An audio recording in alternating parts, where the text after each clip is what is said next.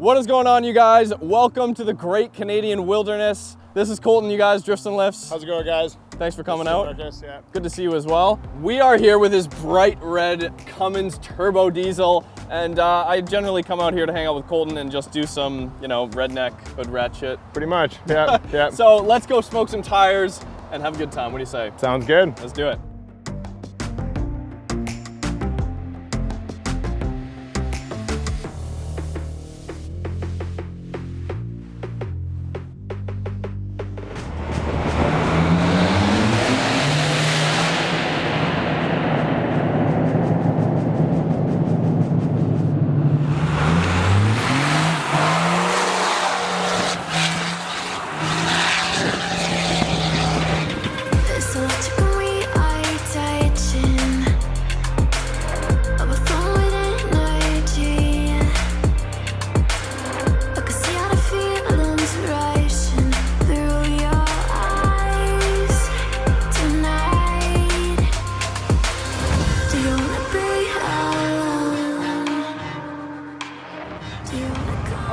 What is going on, you guys?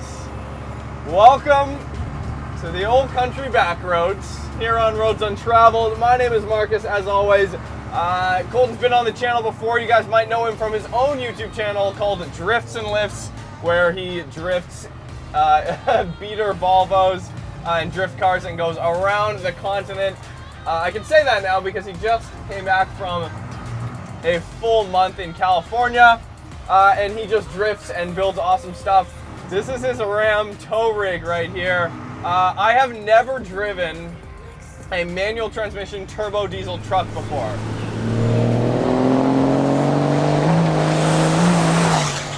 Funny story for you guys here in BC.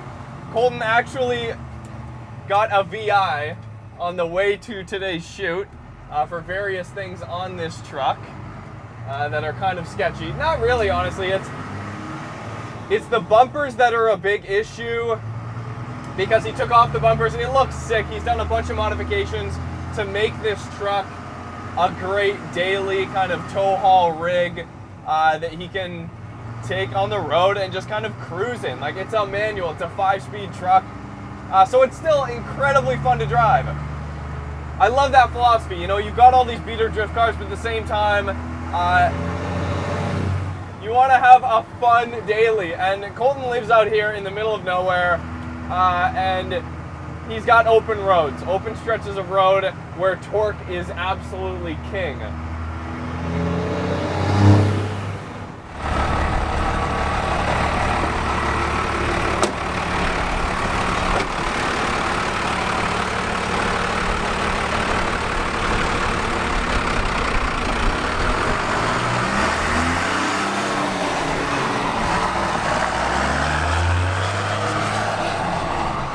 What's up, guys? It's Drifts and Lifts here. All right, so I'm gonna be showing you my tow rig. It was supposed to be basically just a tow rig. That's kind of what I bought the truck for. And being a 12-valve Cummins, as a lot of you guys know, they're pretty easy to modify. So I started getting into the modification. This is actually my first diesel truck I've ever owned. And it kind of just cascaded from there. At the end of the day, this still isn't a very aggressive build. It's a very budget, with a budget in mind kind of build. It's got a lot of very common mods that almost everybody would do for this kind of truck. So, all right, I'll start out with the truck itself. It is a 1992, it's actually a D250, so that's a 2-wheel drive truck. It's factory manual transmission. So this has the Getrag G360, the old style manual transmission.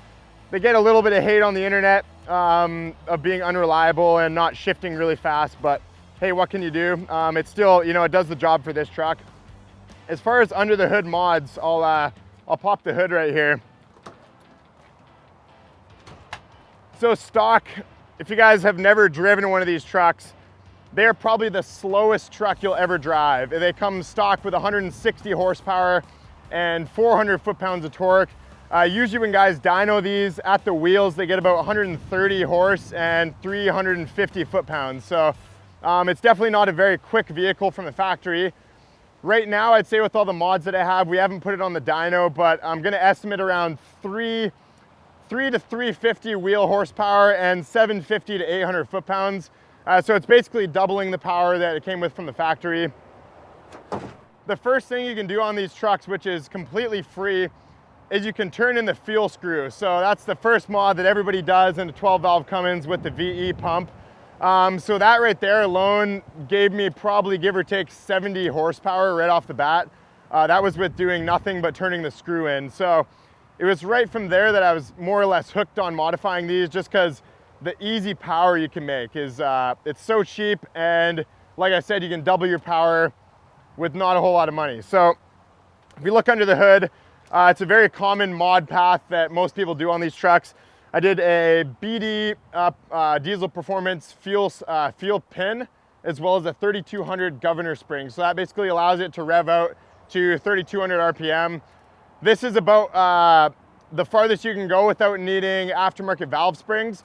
So I left it at that. I figured it was a nice kind of safe, easy spring to do.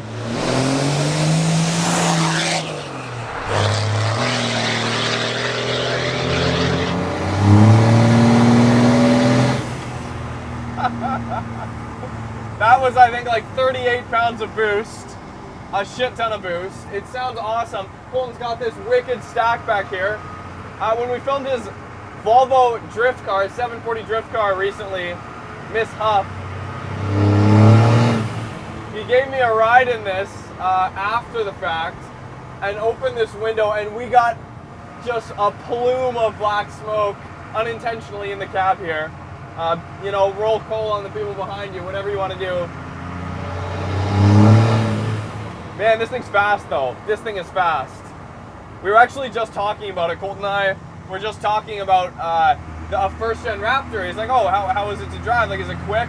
I'm like, yeah, it's a quick truck, but it's not fast. Like, yeah, it's 400-something horsepower, but it's a heavy truck. And this is definitely faster, I think, definitely from like 0 to 80 kilometers an hour than a first-gen Raptor. Got to give it some gas here.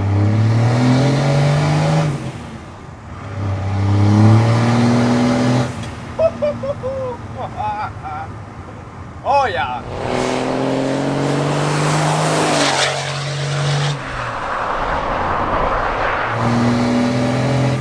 So loud.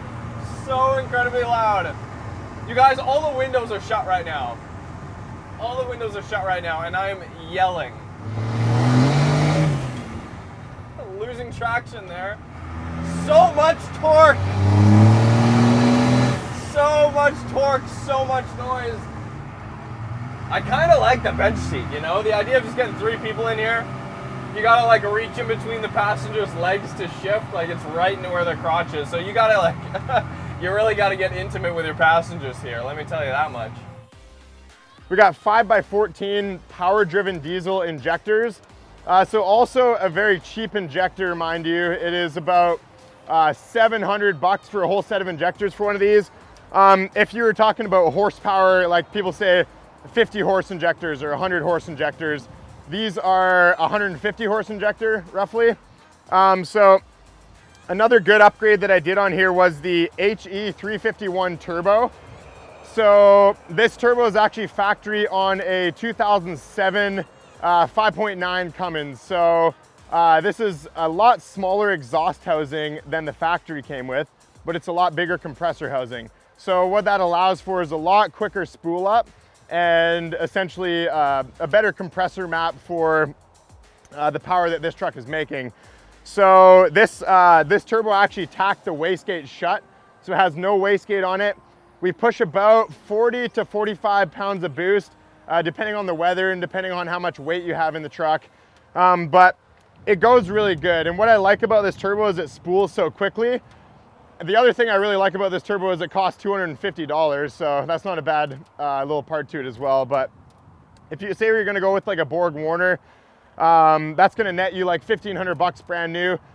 This is a really good upgrade while being super cheap at the same time. So you guys have seen probably a lot more aggressive diesel builds on the internet. This is by no means anything crazy, but it's an all-around really good truck for towing, daily driving. It gets great fuel economy. And kind of the whole package together is right where I want it, you know? In the 7.3 power strokes, like the year 2000 and 1999, I believe, they had the all aluminum intercoolers. So I found one of those on Craigslist for $30. It had a hole in it.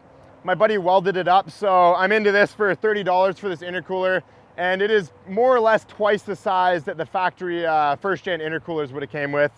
We got an aftermarket intake horn, which is at the same time not gonna really give you any more power. It's more for like scene points and to look cool under the engine bay, basically. That's pretty much it, guys. A 4-inch exhaust and a 5-inch stack out the back, which, by the way, I got a box 2 VI for today. Thumbs down. So I'm gonna have to figure that out. Stacks are cool in my opinion, but a lot of people don't agree with me. So it's to each their own, right? However you want to modify your vehicle, that's up to the person. I did a lowering shackle in the rear. So because the motor in these are so heavy, over time the front springs sag pretty bad. So the lowering shackle more or less just leveled out the truck, so it's a nice kind of level stance. So along with the 2-inch lowering in the rear, I also wanted it to look a little better. So I actually found these wheels on Craigslist for $100. They are 16.5 by 10s, and the chrome lip was all good, but the insides of them were pretty tattered up. So I painted them red. Pretty simple stuff, but I think it tied the look of the truck in pretty well. It still looks like a classic truck. I didn't want to go with the big like 20-inch, 22-inch like crazy wheels. I wanted it to look like a classic old truck while having some extra performance and basically being able to tow my drift cars. That was kind of the goal of this truck. That's pretty much it. Also, we did roll pans front and rear. So that's a bumper delete front and rear. My good friend Kyle, shout out to Kyle, he made these for me for like 50 bucks. Oh, a couple maintenance things. I did all suspension. I did a Borgeson shaft, so the steering shaft is brand new. It's all tight. It doesn't drive down the road like a 50s vehicle like this anymore. It's actually, drives like it should. Being my tow rig, I actually used this truck to tow my drift car all the way down to California, and it did not give me a single hiccup along the way. I think the best part about these 12-valve motors is being mechanical. You're never gonna run into problems with like computer stuff and sensors messing up on you. They'll basically just run until a mechanical failure happens. I can pretty much drive this into the sunset for years to come, and I shouldn't have to worry about it. It's pretty much every stage 0 type maintenance thing has been done on it. If you're not off-roading, I would say this is one of the best trucks you can get for a budget tow rig. Easy to build, super easy to modify, super reliable. It basically checks all the boxes for my lifestyle. That's pretty much it, guys. That is my D250.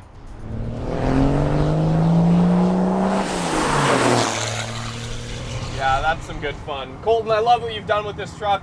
The paint's not perfect, and neither does it need to be, but it's super clean. And I think the 2 bumpers that got Colton this VI this morning are probably the best aesthetic changes that he's done to this truck. I think it just cleans up the truck really nicely. It's simple. It's kind of a good balance between being a work truck, a daily, a tow rig, and like a street hot rod. It's really cool.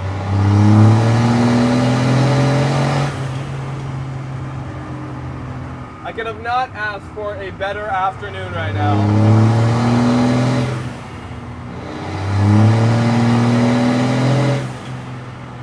It doesn't have a speedo, which is why I'm driving next to the freeway, so I can see when I hit 100 kilometers an hour, or roughly thereabouts.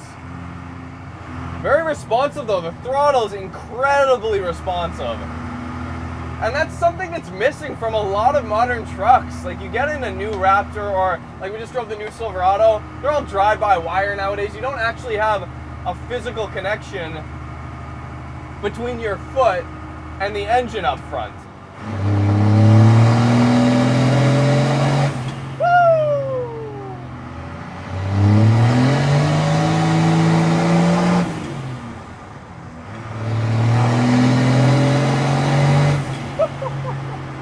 It's fast, it's loud, it's bright red. a caught magnet. Anyways, thank you guys so much for watching. I hope you enjoyed this quick video. I will get into it. If you guys want me to learn, want me to get into it, want me to feature a lot of these trucks, I'm down. Definitely hit up Colton's channel, Drifts and Lifts, in the description below. He puts out videos constantly, just like hood rat, hoon shit. It's great.